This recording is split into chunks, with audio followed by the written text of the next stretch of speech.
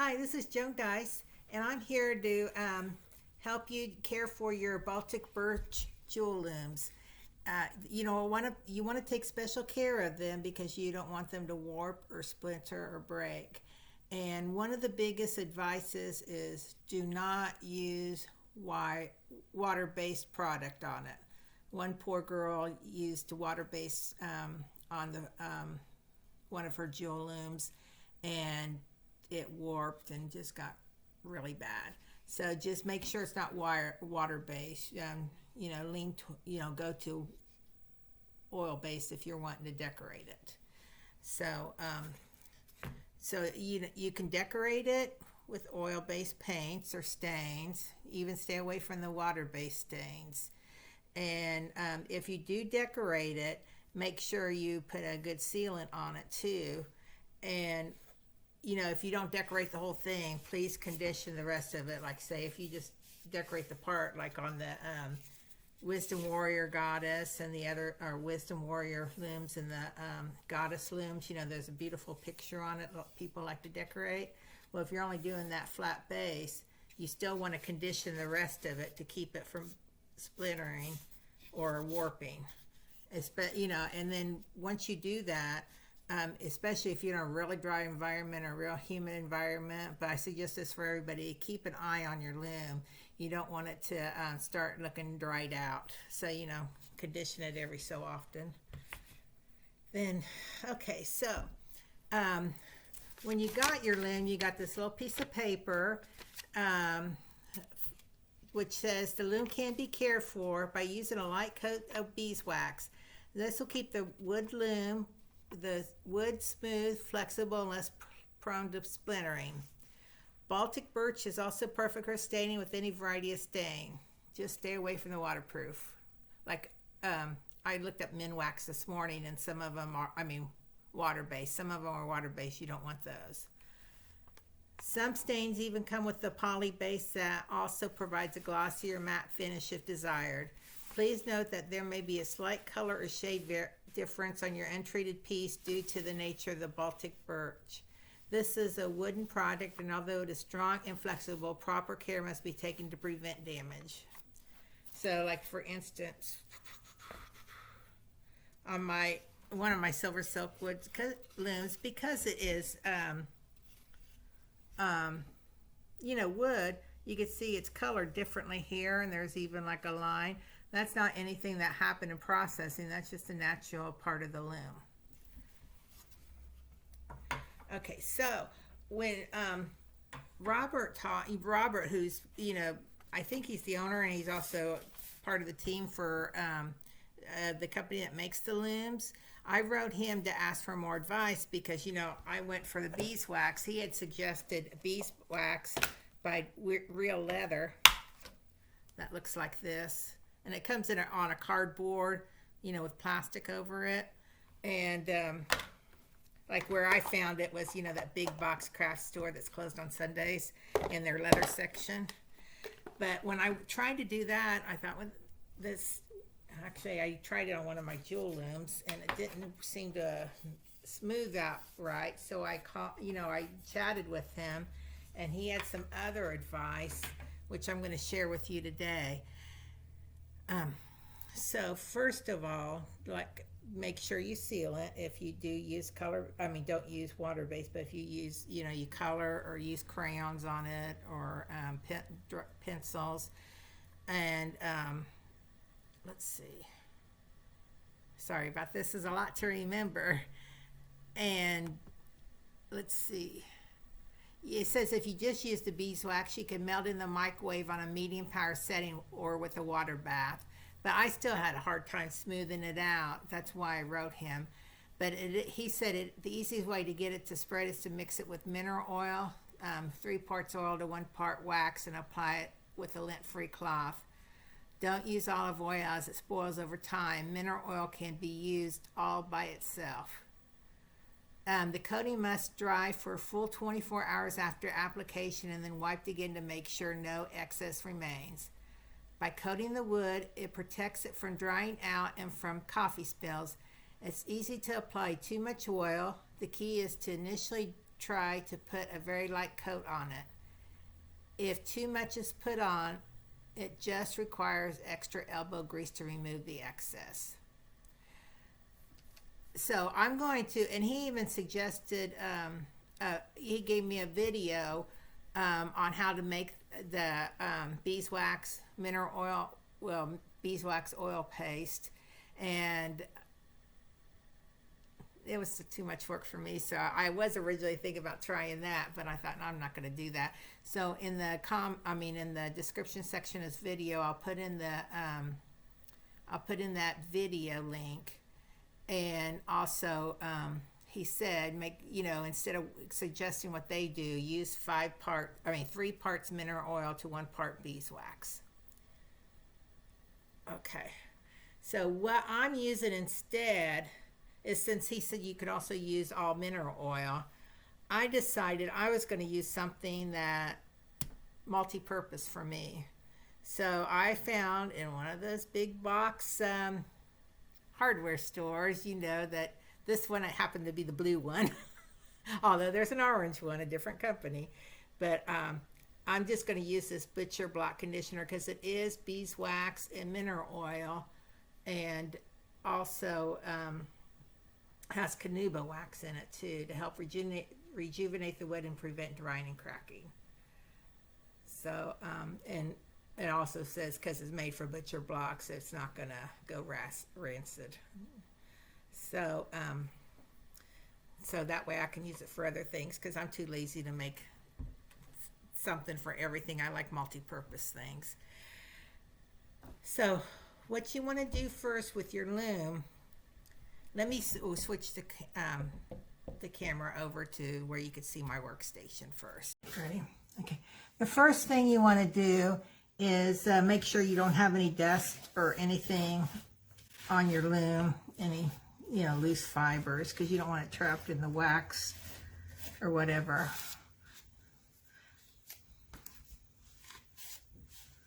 So I'm just wiping it off. I'm using a static electric cloth just to make sure it's all off.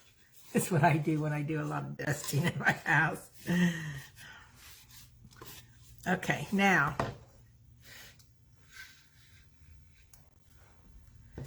you want a cloth for to put the wax on, and you want it to be a soft cloth. And what I used was an old t-shirt that was washed, and that thing was 20 years old. I couldn't give up living in it, and I just love that t-shirt, but finally some of the holes got in embarrassing places, so I cut it apart. So what you want to do is just put a little bit. I had another cloth here I was using. I guess I'll use this one then. Okay. Put a little bit of wax. I don't put a whole lot because I don't want to be rubbing a lot of it off tomorrow after it's sit for 24 hours. So I just put squeeze out a little bit.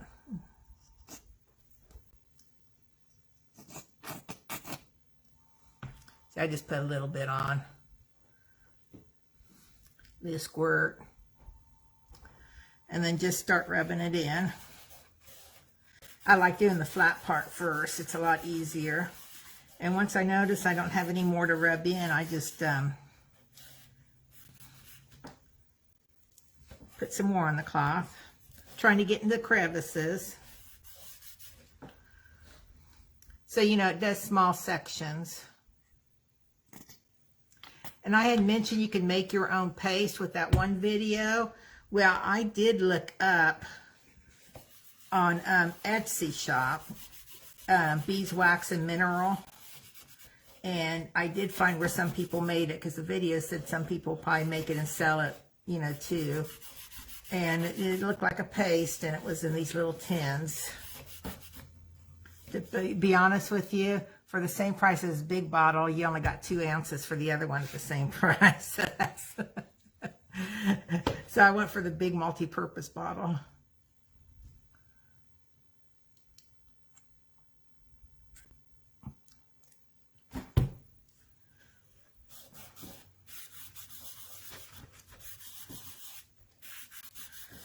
So I just keep rubbing until I'm not seeing any other oil sitting around either somewhere that I have to keep rubbing tomorrow. I'd rather spread it out today.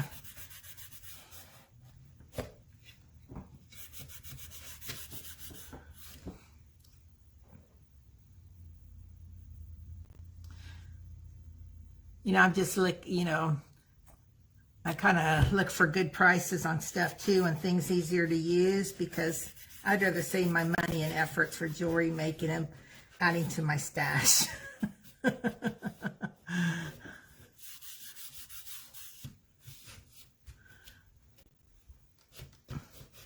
think the most fun is adding to the stash. Okay. Now I did both flat parts, and now I'm going to start working on the little sections, you know, with the grooves and things. And just to mention, like if you decide that you want to use a sealer, a stain sealer or whatever, especially on your bigger looms with the small grooves, make sure you're not clogging up those grooves, because then you might have a hard time using it. You want to make sure you get those cleaned out.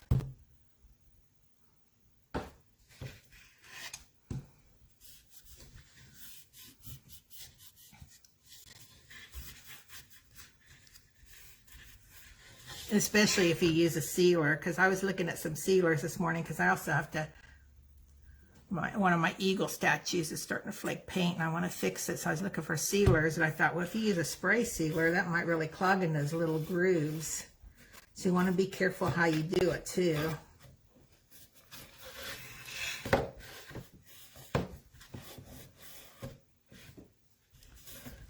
Okay, I got this one in. See, I like just using the conditioner. It just makes it a real nice slight tan.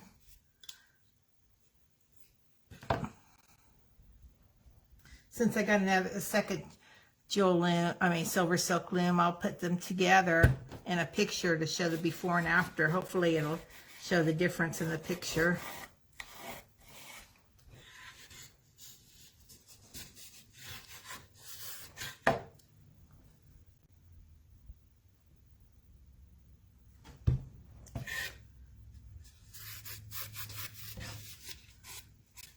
I just want to try and make sure I have some lightly rubbed, because I don't want splinters and I don't want anything to warp, you know, because like in the summertime it's pretty humid here. But then also in the wintertime while you're in your house, you know, you're using the heat and that can dry out the house. But then you don't want to put next to a humidifier or something too, because that can warp it. So I just rather it be conditioned as much as it can be. It doesn't take very long.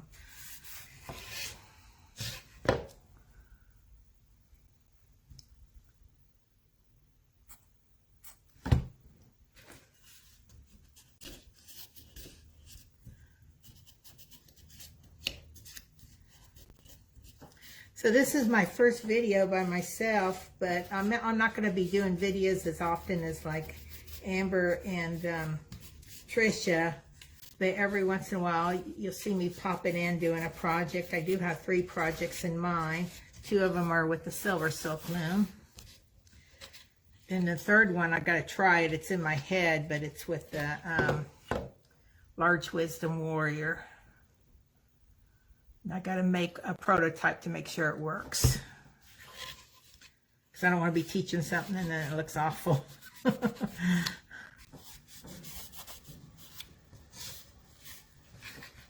Just to let you know, if you do have any questions, I will keep looking at the videos or checking the Facebook feeds for questions. Or like if you're on Facebook, you could click on my name and send me a message.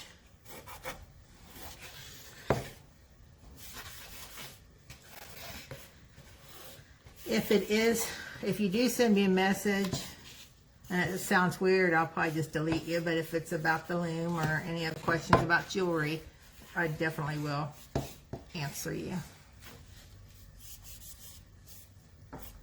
Because you know how you don't want those scammers in your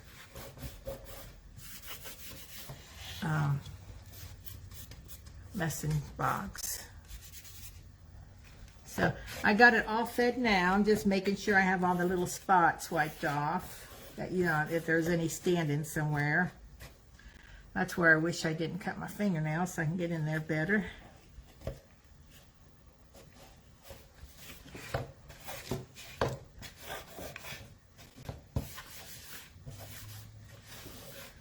Okay, so we got that all rubbed in, and now it's just got to try it. It's got to dry for 24 hours. So I'll be back in 24 hours. You know, the magic of video, and we'll, you know, we'll take the excess off if there is any, and also look for dry spots. So I will be back with you shortly, which will be a 24-hour delay.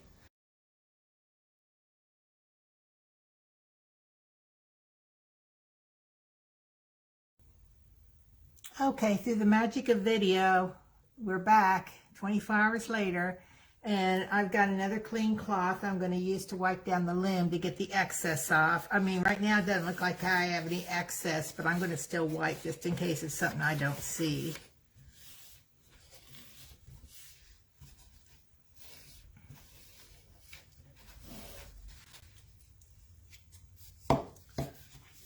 Yeah, so much to remember to tell you. I hope I remembered everything.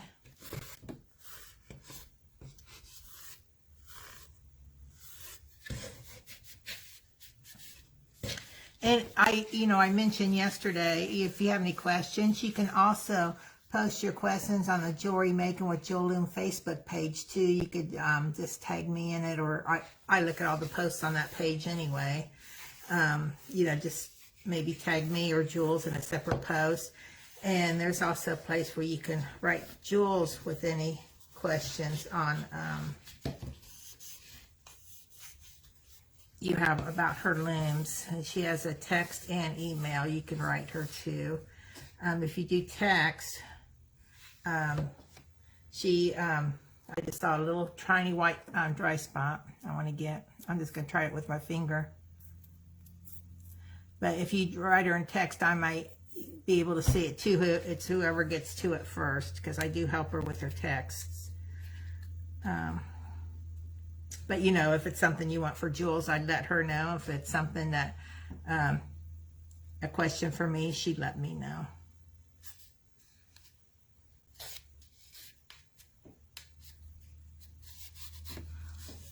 Okay.